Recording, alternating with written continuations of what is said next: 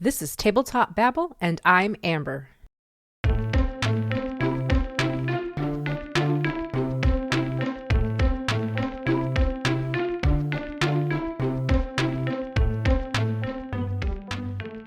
Today on the show, I talked with lyrical RPG writer and director of Possum Creek Games, Jay Dragon. Jay ran a very successful Kickstarter last year for a game called Wanderhome, which is one of my most anticipated games to come out in 2021. We sat down on December 28th and talked about the inception of Wanderhome, Jay's approach to writing, and the theme of care in Jay's games. Hi, Jay. Welcome to the show. Thank you so much for coming on. Thank you. For my listeners, could you please tell them who you are and what you do in the TTRPG space? Hi. So I'm Jay Dragon. I'm a queer lyrical game designer. I write and publish RPGs. I run Possum Creek Games, which is a small publishing and distribution company. I run Kickstarters. I do all the rigmarole around, sort of the process of getting it from an idea to like a book you can hold. So I'm actually really, really excited to have you on the show because talking about Kickstarters and stuff, the first game I ever saw of yours was Wanderhome. A friend of mine said, Amber, look at this. Look at this. This is just exactly what you like. And so I immediately backed it. So I'm excited to talk about Wanderhome. But before we get started talking into game designs, everyone has like somewhere they start in RPGs. And I'm always interested to know their entry point. So Jay, for you, what was your entry point into tabletop RPGs? Yeah. So for a long time, I think, oh goodness, it's going to be a decade. No, sorry, it's 11 years now. Started in 2009. I worked for, and I attended and worked with a summer camp in upstate New York called the Wayfinder Experience, which is a LARP summer camp. So the whole shtick of it is, in addition to being a summer camp, it's also these large scale LARP productions. So by the time I was 14, I was writing and running large scale LARPs with like 60 plus players and like a full production team. And I still never really got into TTRPGs until I was around 18. A friend of mine ran me Monster Hearts and then ran me 4th edition Dungeons and Dragons, and that was kind of my very sideways introduction to TTRPGs. I started publishing in 2018, but itch didn't really come around until 2019, which is where I kind of got my start career-wise, with my first Kickstarter being in June of 2019. So the camp, I have never heard of a LARP camp before, like a LARP summer camp. Is that a unique thing that you experience, or is that something that It's pretty unique. Okay. It's a pretty special space. It's also it's a very queer summer camp as well, so it's like a very it's a very unique space. And that's also like a lot of my friends, all of my real life friends I know through there. It's, I've worked there every summer since, as long as I could. My business partner, we met through Wayfinder. There's a few RPG folks, there's a few folks who are Wayfinder alumni. If you know where to look for it, you can kind of spot like Brennan Lee Mulligan and such. But to me, that just sounds so. I wish I had that as a teen, like a space like that, where also to be introduced to something like LARP and live action role play. Because for me, didn't get like D&D was my entry point. Yeah, I think for a lot of people, probably like 90%. Yeah. Yeah, and so, but over time, it's been nice to see these other games, these lyric games, which you said you are a lyrical RPG writer. Would you mind explain what a lyric game is? Yes, absolutely. So on itch.io, which is, so for those who don't know, over the past year and a half or so, itch.io has represented sort of a revolution in terms of small game designers, because previously there wasn't really a site that made it really easy and accessible to write sort of smaller off-the-cuff things and publish them and like charge money for them, and like make it feel clean and professional in a way that was intuitive. So suddenly there's been a lot of designers, especially marginalized designers, who have gotten into publishing RPGs in one form or another. And lyric games are one of sort of the many little like outcroppings of design that have come from that sort of sudden boom in easy to access games. And they are, it's properly more of a movement than a genre. Like, it's one of those things that, like, two designers, three opinions. I think, to me, they're always very much questions of playability. Like, I think every single game is an interrogation on what it means to play a game. I think lyric games are very open about that, and what that means is that oftentimes they're unplayable, oftentimes they highlight and they question what it means to play a game, and oftentimes there's a focus on the prose quality or the language of the game instead of the actual experience caused by traditional playing. Which, even as I write games like Wanderhome, which are, they're not lyric games in that very traditional sense, I call myself a lyrical designer because that philosophy and mindset influences all the work I do, even when it's a game that, is more commercial. So when you're talking about accessibility, make games that are accessible to people, what are some of like the barriers that you see in the larger TTRPG industry? So basically the question is, what makes games inaccessible? Yeah. I think always crucially there is, I think unsurprisingly, I think marginalization and sort of the lack of representation is always sort of, I think, the overwhelming barrier. Like, you can list off like, oh, like this game isn't, like accessible to, blind people or, people who use screen readers, or like this game, isn't, accessible for this, like for colorblind people. But I think like those are micro issues of sort of the cardinal thing in the room, which is always whose voice is heard and whose voice isn't. Which is that when you have a game that, let's say, for example, if you've got a PDF that isn't screen reader accessible, that's because people who need screen readers are not in the room articulating their needs. When you've got a game that's orientalist or racist, that's happening because there's only white people in the room, right? Like, there's kind of that very consistent, like, that I think that accessibility is always a question of whose voices are being heard and who's given the space to articulate their needs. And I think that overwhelmingly, when we talk about what it means to be, what it means to talk about accessible games, we're always talking about who is getting to write them and who is getting to play them. Yeah. Sure. And I think you mentioned itch.io, just having a place where people can also put games and then also easily get other people to in their hands, right? Yeah. That's another barrier. Yeah. Like, I don't know if you've ever, or if any of your listeners have ever tried to publish on Drive-Thru RPG. Don't.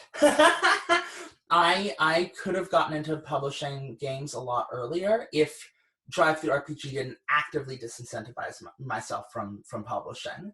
That I remember opening up, like, even like beyond like the structural UI issues, opening up the list of tags a game could have and seeing options for like Legend of the Five Rings and Savage Worlds and like a family game or a comedy game, but no option to indicate like this is an LGBT game, no option to indicate this is, sort of to indicate like this is a queer game. And there wasn't any articulation for that. And so like itch being like, hey, it takes about 5 minutes to go from having the PDF on your computer to releasing it for everyone to see.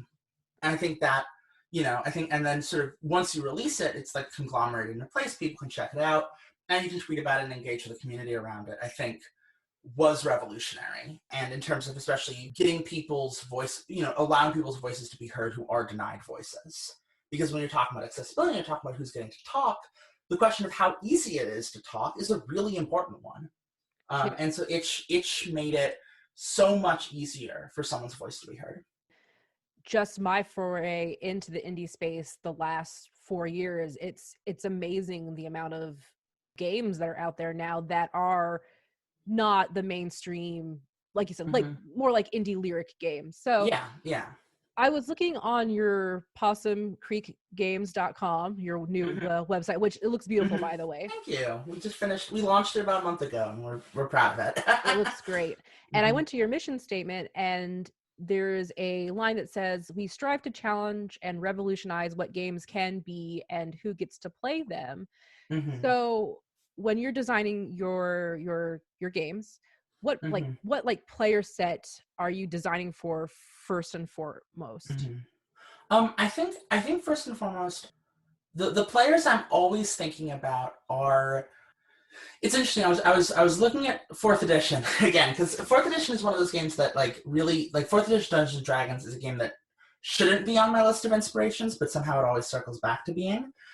But in there, they're talking about different types of players, and it's talking about sort of the main kind of like folks who would be playing, Dungeons and Dragons, like the archetypes you expect. But then it also talks about a few different types of people who like the person who's just there to like kind of quietly sit back, maybe draw the characters like while they're like sort of there, but they're not really engaging much, or someone who's just there to hang out with their friends and like isn't really interested in the game. Like they're there because they want to see people and like goof around a little, but they're not really interested in how we traditionally conceive of playing a game.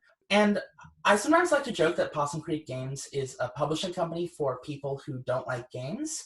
And while that's not true, I think that sort of interest in being like, people who love games, and I want to make things that they love, but they will love it. You know what I mean? Like that's a given. Like like I can do the work I need to do to make sure like it's got space for them, but centering those people will always mean that like the folks who like I want to make sure that the game can sort of give space for someone who shows up and maybe says like a couple sentences and spends the whole time doodling like NPCs sort of like on paper, or like someone who shows up and they're exhausted and they just want to take a nap, you know what I mean, like kind of giving games the space to acknowledge that there are many more ways to play it than what I can visualize.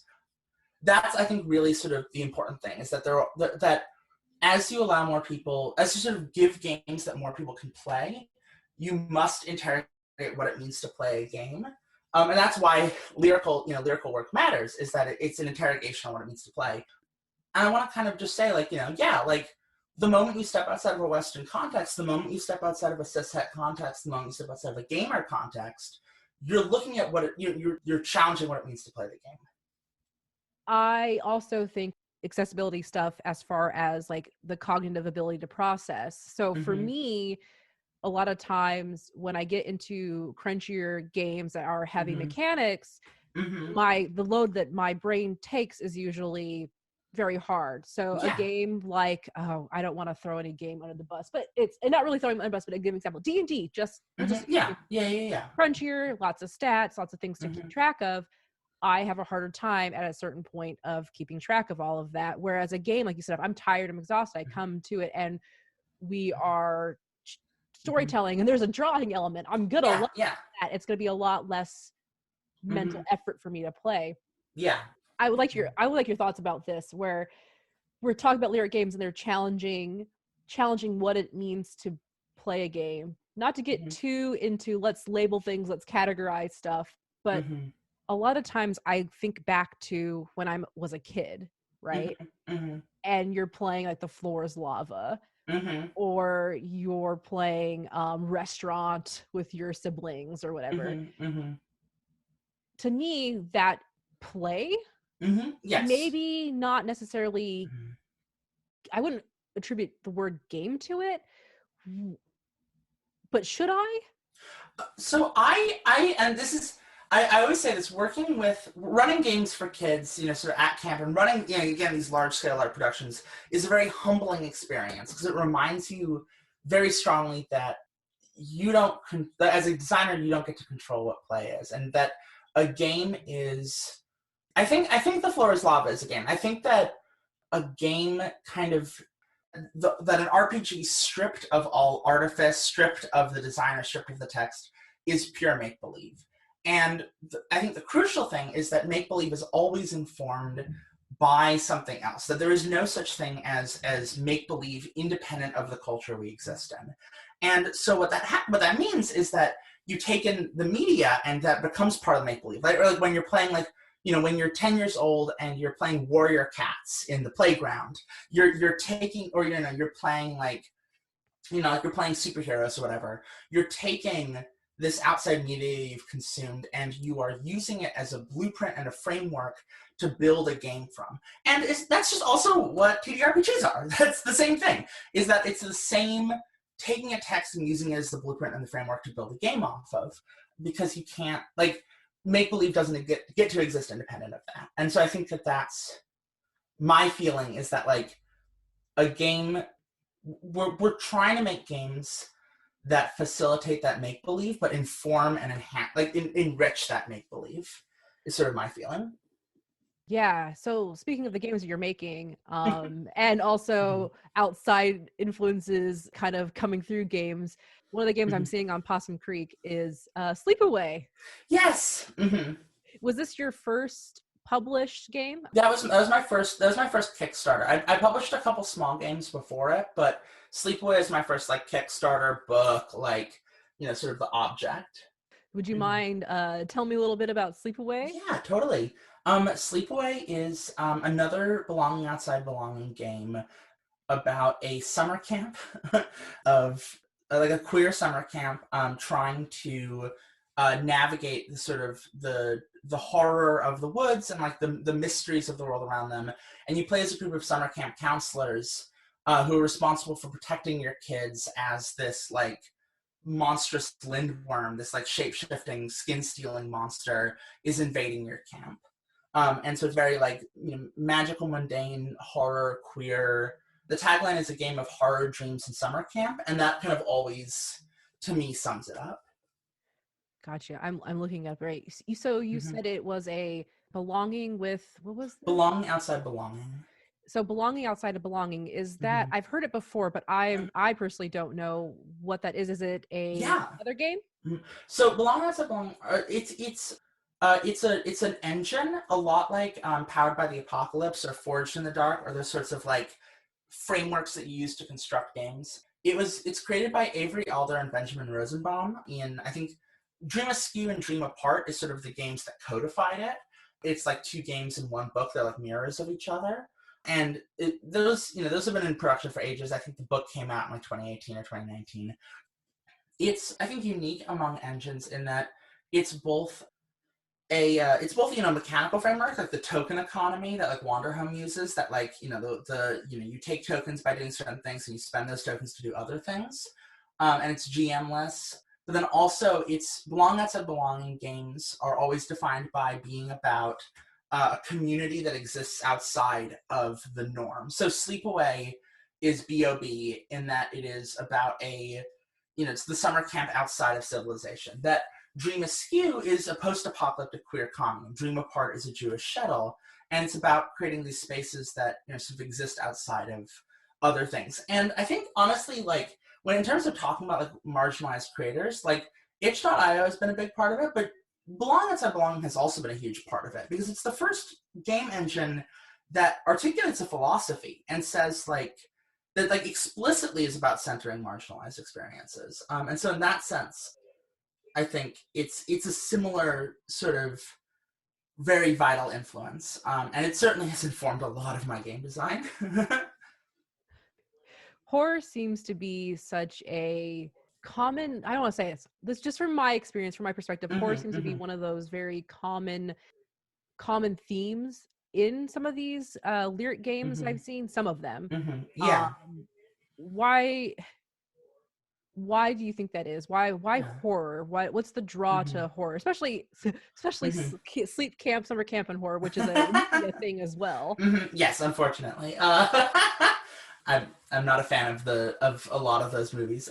I think the reason for horror and marginalized writers' fascination with horror is that I think horror is a really effective articulation of marginalization. That is very much, there's no way in horror to avoid, like, it is fundamentally an interrogation of the other. That it's very much, it is always the question of, like, what does it mean to feel scared, and what does it mean to be aware that your life is so fragile? And then connected to that, what does it mean to face down the other and to see the thing that views you as inhuman. And also, I think a lot of marginalized designers are also traumatized, and horror is very much a genre about trauma. Sleepaway has been described as horror with heart, which is, I think, one of my favorite little descriptions of it, which means that very much sort of the idea is that it is a game about feeling scared and worried and potentially like kind of, like seeing, like sort of like the upsetting moments, but it is always fundamentally about caring about the people who are scared and caring about each other. And that kind of, I think a lot of lyric games are sort of a lot of like the sort of indie games that dwell on horror. I think overwhelmingly, and I think movies have a way of turning horror into like gore, sort of like, gore, sort of like just obsession, like the desire to just sensationalize it. Whereas I think a lot of indie games put a lot of work into making sure that horror feels caring, that it's scary, but you'll be okay. And that's very crucial. So you have a horror game that's been your first Kickstarter, but then your second Kickstarter, which is what I'm getting really excited to talk about, Wanderhome, which seems to be, at first glance, the complete opposite of a horror game. Yeah. So I want to know, first off, with Wanderhome, what was the inception for this game? Like, after making Sleepaway, was it already in the back of your mind during Sleepaway, or was this, how did Wanderhome come to you? Wanderhome came about very much in response to quarantine. And I think it's been sort of gestating in one form or another for a very long time, but I think it all came together sort of at the very start of quarantine. Like, I remember in the first week of quarantine just feeling that kind of abject loneliness, that so that complete isolation, and the feeling that it's impossible to heal, that like there is sort of no, that like the world is monstrous and terrifying, and there is no recovery from that. And kind of just sitting in that and being like, I just want to write a game that posits a world where that's not true. that Wanderhome, sort of is a very, like it's a very fluffy and pastoral game, but it doesn't pretend that things are never bad. It's set after a war. It's set about a generation or so after a war. And the text says there is no violence in Hayeth, in the world of Wanderhome. There is no war here anymore. And what that is like, that there's an acknowledgement, right, that things have been hard, that like the horror that, captivated me in Sleepaway is still, is still a presence in, or was still a presence in the world, but this is not a game about that. This is a game about recovering from that. And so in that sense, it's aspirational, I guess. But that was kind of what was kind of happening there, is that Sleepaway is sort of a meditation on like, like, can you, like, a lot of the anxiety in Sleepaway is about, can you break free from the cycles of trauma? Like, can the summer camp counselors protect their kids from getting hurt in the same way the counselors did? Like, can you break that cycle? Whereas Wanderhome says, yes, you can. You can break that cycle. What does it look like to break that cycle? What is it like? While being cute animal folk. While also being cute animal folk, traveling through a very beautiful world, yeah. I would say that I personally am drawn to it because I really do like, people like, we always try to relate things to other things, and I've always loved deeply Studio Ghibli stuff. Especially they talk about, or Miyazaki has talked about this concept called Ma. Yes. It's about the space in between things. And I'm always looking for more Ma in my chaotic life. And so when Wanderhome was presented to me, this is like, it felt that way. Just just immediately, even the artwork and the wording, all of it. So obviously that was very intentional. So when you go about trying to convey a certain tone or feeling, How do you go about that as a designer? I mean, it's probably a Yeah. very amorphous kind of Mm-hmm. process, I'm sure, but if you could try to like explain Mm-hmm. that process.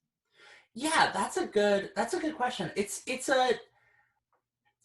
there's never really a hard and fast rule, right? Like, I think that when it comes to thinking about how do you convey a feeling, I know for Wanderhome, Ma absolutely was a like sort of me.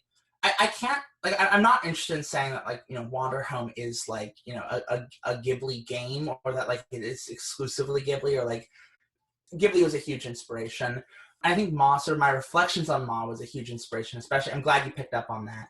And I think a lot of what it was for Wanderhome was like, okay, I want to make a game that isn't interested in that Western pacing, that doesn't care about when we talk about the rhythm of narrative beats and conflict and storytelling like that.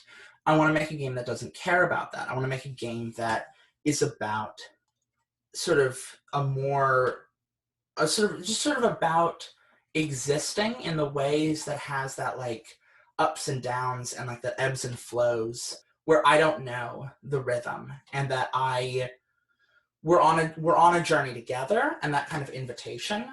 And so that's kind of the impetus. And I think that designing a game with that is just sort of the question of like, well, what does it actually mean to feel that? How do you write a text that feels that way? How do you like think about language, and how do you think about that invitation in a way that kind of gives people the space to ebb and flow, and to feel like they can linger or not linger, and to have that flexibility.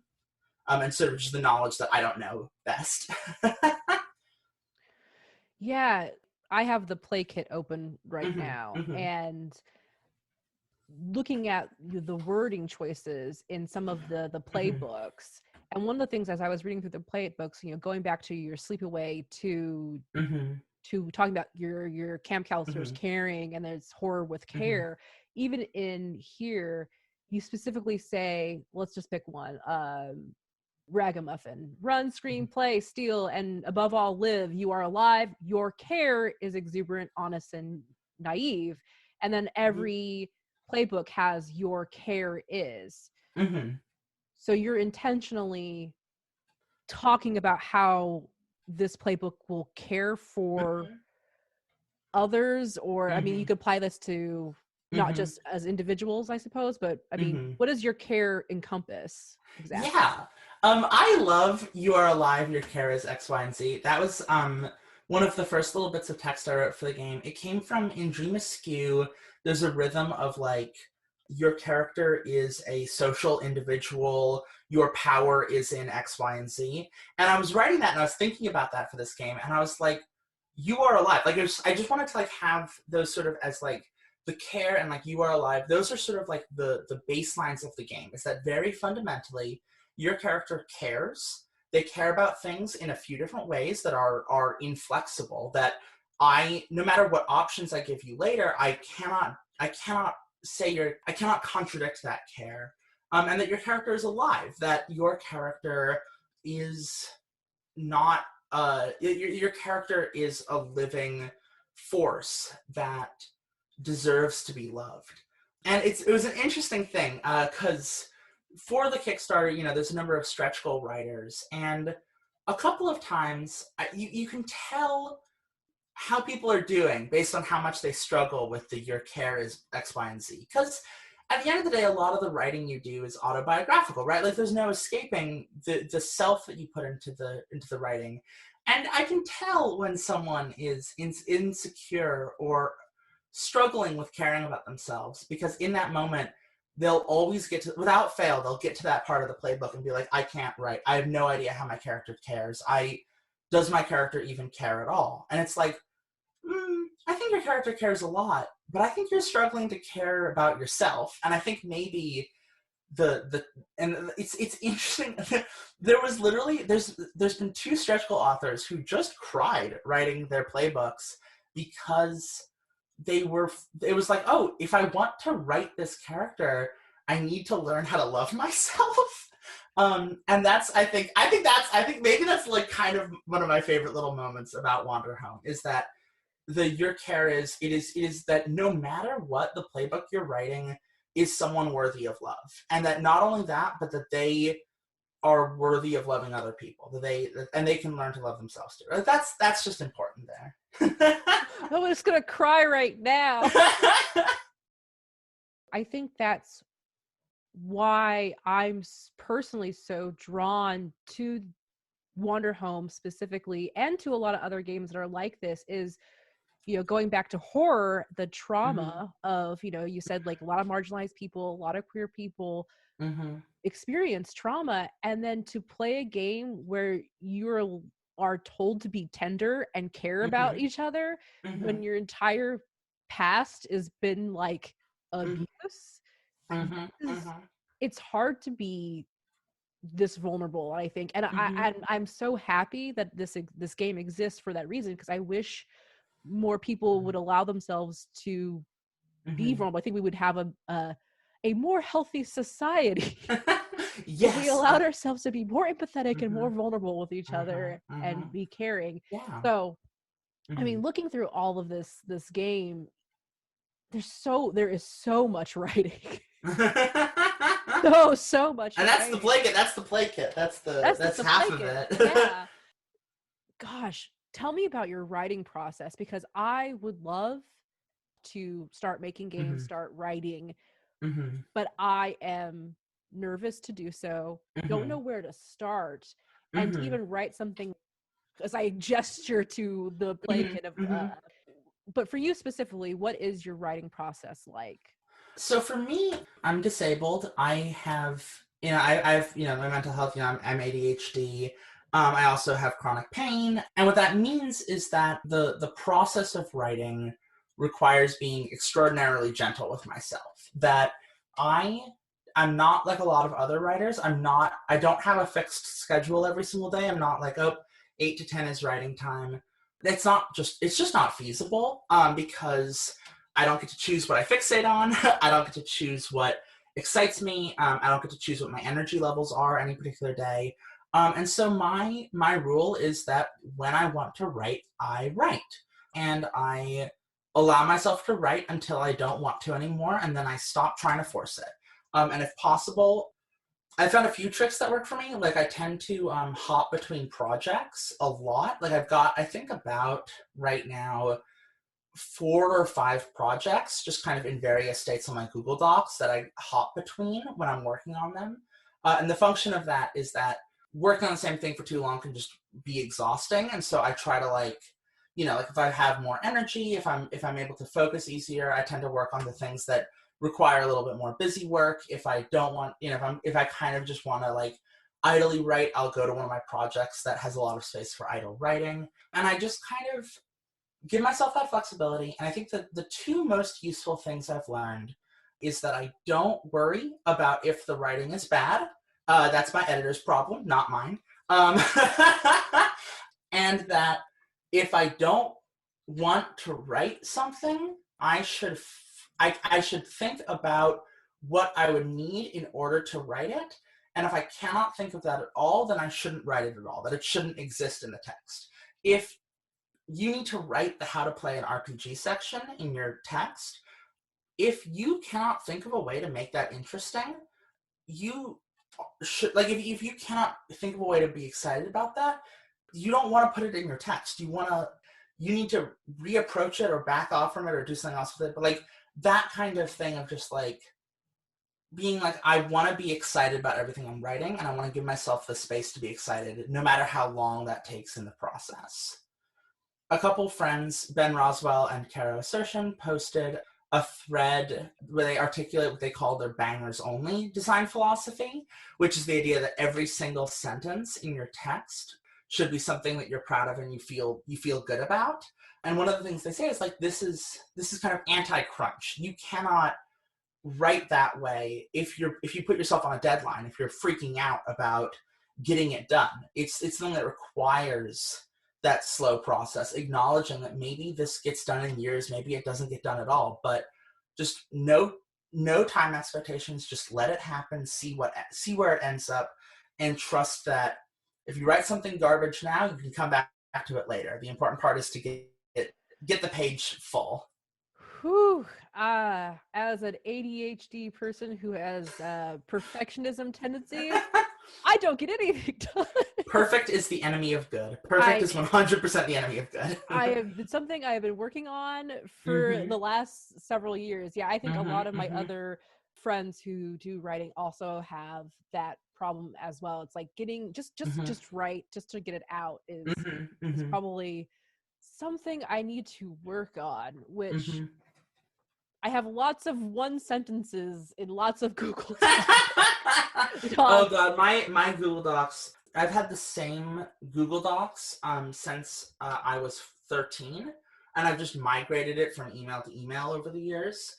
I have to like go back and like look through the minefield of Google Docs that are like titled something really ambitious, and then I open it up and there's 2 sentences, or like sometimes there's just nothing. It's just a blank Google Doc with a name, and I'm like, It's like my notes phone on my it's just so many things. Like I need to, and it's been forever. I've had the same iCloud account, so it's a mess in there. On my Patreon a month ago, I just took a bunch of like scraps of games I had lying around and put them into a PDF and just like dropped it on my Patreon. Like, here you go, like don't know what to do with this, but take it, and I don't know. like there's tables that are like mostly unfinished, or like there's one page that's just the title of a game in one sentence, and I was like, yeah, here's stuff I will never use for game design. So like sifting through ideas then, you like me and probably many others have like notebooks or digital whatever that you have these one lines. Like what is that feeling, or when does something become more than just an idea for you? Like when does that that resonation happen that can then propel you forward? Yeah. So I am not a planner in my design. Well, I have notebooks, of course, but there's some designers who will kind of sketch out an entire mechanical infrastructure before they start designing. Whereas my philosophy is very much like I start writing, and as I write, I will reference mechanical ideas, and I'll trust myself to figure out what those mean later. So like if I put a sentence that's like, whenever your homework track fills up, erase it all and take a widget from the widget pile, and whatever, you know what I mean, like blah blah blah blah blah. You can like, I can figure out what that all means later, but for now, like I can build the framework in a way that feels resonant. And so with Wanderhome, for example, I wrote the dancer playbook. I wrote the things that give you and get you tokens. I wrote the shepherd playbook. Like this is the order I wrote it in, right? Like I wrote the dancer playbook before I knew how you advanced through various things. I wrote the dancer playbook before like I figured out like how exactly, like the things that get you and cost tokens work. I, like it's been edited a lot since then, but like I didn't realize I needed natures until after I'd written a few playbooks, and I was like, okay, well, how do you figure out where you're going? And then from there, it was like, well, I've done that. I kind of want to use the same system for people. Let's write KIF, and then it was like, well, I've got this great thing. I want to have, an arc of the year. Maybe that's how advancements work. So in that case, I should specify seasons and holidays. And so like it all kind of spiraled out from the feeling of resonance that comes with like, okay, I've got this good character. I've got a second good character. I want to figure out what the world they live in is like. Whew. I kind of get it. Well, it's because it's like I say woof because I have 2 demons that live in my mind. One is the ADHD demon, and one is my personality that loves organization and lists. So I have this problem where I want to list things out before I even do things, but my brain doesn't let me focus. And I think I just need to learn how to embrace whichever one is currently in control. Yes, yeah. You just gotta be. It's a process of flexibility. I feel like it's like the reason why I have so many projects in various states of production is because like sometimes my brain is like, it's time to deal with spreadsheets, and I'm like, word, okay, and I just kind of like work on some weird spreadsheet for a project that needs a spreadsheet, or like it's like my brain is like, now is the time to do layout, and I'm like, okay, fine. It's just like my brain wants to work on a particular process. I do that. There's a game in here about 2 wrestling demons, and then the demon with the most widget gets to do the fun creative stuff, and then the demon with the spreadsheets. Yes. Mm-hmm. Now it's time for that one. Let it control. Mm-hmm. Could you give an example of maybe just very briefly Mm-hmm. what a session of Wanderhome would play like? Yeah. Just very briefly. Yeah, so I mean, again, always the perennial reminder that I can say how it's played for me. Yeah. Anyone can pick up the game and play it however they want. I'm not anyone's boss. But in my experience, you make characters, you answer questions, you chat with each other, you figure out where you are and what you're up to. You take a moment, you ground yourselves, and then you journey, you interact with things, you sort of discover more about your characters and the world you're in. You inevitably find mysteries, and then you either maybe you poke at the mysteries, maybe you don't. Places you go to have conflicts, maybe you help, maybe you're not able to. You sort of the nature of moving through a living space is one that, like, I think my overwhelming thing is always like, it's a game about being alive. And in life, what that means is that, like, you are journeying, you are engaging with the things that interest you, you are seeing beautiful things. There's not like the tension raising moments, but there's like, hey, maybe we get in an argument, maybe we go our separate ways, maybe, who knows what will happen exactly. But that's kind of the general rhythm of the game. So is it GM-less, or there is a GM? Wanderhome is GM agnostic, which means that you can absolutely play it with or without a GM. It's designed, the default assumption is that there is no GM, but you can absolutely play it with one. You can play it with like sort of a very traditional GM. You can play it with one that's just like, I just want to build the place we're in and not worry about anything else. You can have 2 GMs, rotating GMs, whatever feels good is the idea. I'm not your boss. I'm not your boss. I'm not at your table. I don't get to tell you how to play your games. Exactly. I just build the framework for which to have fun and explore. So literally, yes. Mm-hmm. So I'm looking at the playbooks that are in the play kit. After the Kickstarter, I know that there are several more playbooks. How many total are there now? There are 15 total, and then there's another 10 stretch goal playbooks. So there are 25 in the game. And this was, you said there were other writers who helped contribute to this? Yeah, there's 10 writers who have each done a playbook and then 2 natures. And those are going to be in a separate PDF from the core book, but like, they're absolutely part of that. And then one of the stretch goals was also a community fund, which I'm going to be launching in 2021, which is a way of subsidizing creators to create Wanderhome content, where we have $10,000 set aside, and it's just like, hey, we will give you money to create and to get art for your creation and to help, like we will support you in making the stuff you want to make for Wanderhome. Oh man, that's amazing. That's a wonderful incentive, especially because I think of all the games I've played where it's like you want to create supplements for them, and it's like, can I then sell this? Can I then, how do I copyright? What do I do? So would you have a open, what's the creative copyright stuff? Yeah, we're gonna have an open license. It's a little interesting because the mechanics themselves are, you can't copyright game mechanics, and the game itself is very rules light, so a lot of it is going to be much more like, here's the thing that says like, you cannot, you can't reproduce any text, you can't reproduce rules text, but like, yeah, you can write what you want here as long as you acknowledge its connection. Right, because the like you said, going back before, the mechanic really is the token. So like, I'm looking at the shepherd, you get a token whenever you give someone something you hold dear, and spend a token in order to keep someone safe from difficulties of the world. So stuff like that. Yeah. So, but like writing, yeah, and that's not really anything. Really, that's not like, those sentences are copyrightable, and I'm going to be like, hey, like you can use those specific sentences, but like, it's still, so much of it is just like you can't copyright the token exchange itself, nor would I want to, nor would I, right? Like, it's not mine originally. Sure. So I was going to ask, can you give me some examples of types of playbooks that exist? Yeah.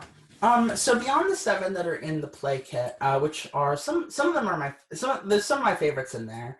Some other ones that I really love include the caretaker who is responsible for tending to small and forgotten gods and bringing them, like, helping them find homes after they've been displaced. One of them is, oh lordy, there's the teacher who goes from place to place and is very much like, a traveling teacher who, like, goes to the local school kids and teaches them about stuff that their village might not be able to. There's the veteran, which is, I think, the most unexpected playbook in the game. It's sort of the one that is off rhythm from the other ones the most. And the veteran is someone who was a soldier or hero in that war long ago and has since then sworn to never draw their blade again. And their character arc is about, is sort of a reflection on sobriety and mindfulness and the knowledge that you have something that can hurt another person and make your life in that moment so much easier, but doing that would destroy everything you built. And the veteran has a seventh play in addition to, sort of the normal things that you can do at any time. The veteran can at any point draw their sword, kill the person in front of them instantly, and then you cannot play that character anymore. They leave the game. They're gone. And you never do. You never want to draw the sword.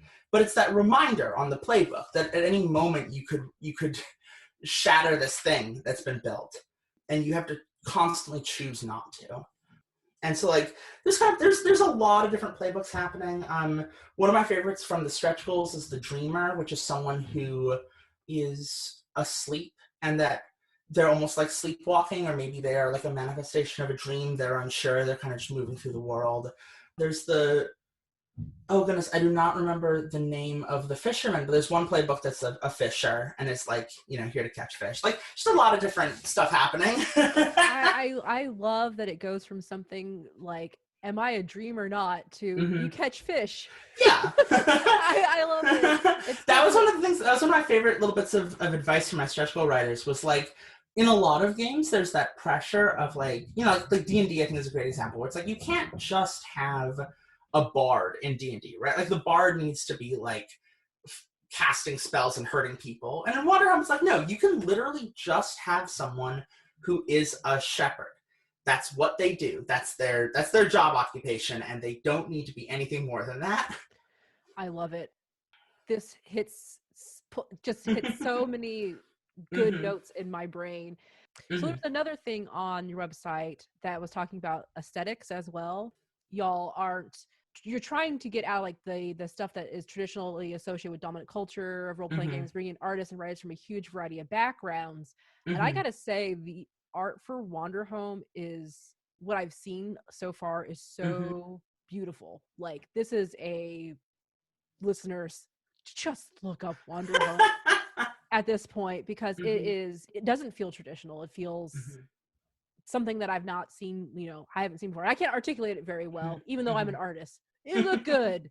It looks good. It looks really good. So, yeah, can you talk to me about your art decision? Yeah, so Ruby Grubby is the art director and also my business partner. She is, beyond, us meeting at Wayfinder, she is not an RPG person. Her background is in graphic design and layout for traditional books and advertising, and also sort of in fine art.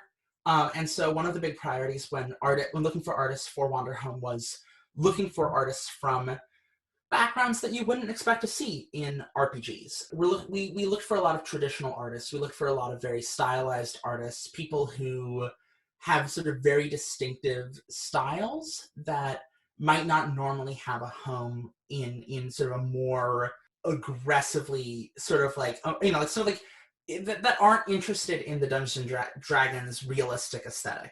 So, some of my favorite artists that we've worked with include Nadir Noor, who is who's from Southeast Asia and who does art inspired by traditional pre-colonial art, like tapestries and such. Another one of my favorite artists is Juho Choi, who does these sort of hyper expressionist, like explosive art of like all these different like colors and shapes that are like coming together in this sort of like these huge explosions. We have Danny Kyobe, who's a furry artist. We intentionally were like, all right, who are artists that you don't see in traditional art? And then even for the artists who have done RPG work before, like Lauren H., we were like, we were like, we're looking for Bruegel meets Redwall. Like we had like very specific art direction where it's like we're referencing, artists from, we're referencing historical artists, we're referencing media outside RPGs. I think in the art direction, we didn't reference a single art within RPGs. We exclusively referenced like other media and other artworks, which was important to us. Yeah, and it shows, and it's refreshing and soft and beautiful, and it's a huge appeal and draw, as well as just the tone and theme and everything. The Kickstarter is over, but if somebody wanted to find Wanderhome, can they pre-order it? Yep. If you go to possumcreekgames.com, there's a link on there. We have a pre-order going on BackerKit right now. I think for the next month or so. After that, we'll be moving pre-orders over to our website. You can pre-order it there. Merchandise is closed right now, but we're going to open up a thread list in the next few months. Also, if you're interested in Sleepaway, I believe by the time this podcast comes out, we should have pre-orders going for Uncanny, which is a supplement for Sleepaway that's entirely about the magical sort of world of the weird creatures that exist outside of the camp. And that's going to be really cool and interesting. And you can check that out on our website also, possumcreekgames.com. All right, great. Well, thank you so much for sharing all of what you guys done. If people wanted to find you on the internet, where could they do so? You can find me on Twitter. If you search up J Dragon, I promise you there's no one else. You can also find me, goodness gracious, you can find me on Instagram. I don't post much there, but I'm there. You can check out my itch.io page, which is a lot of my smaller and more experimental games. Go to my website, follow my business partner, Ruby Lavin. If you go to our website, we got lots and lots of links there. Yeah, just go to possumcreek.com because there's it's beautiful. Check that out, and yeah. So thank you so much again, Jay. Thank you so much.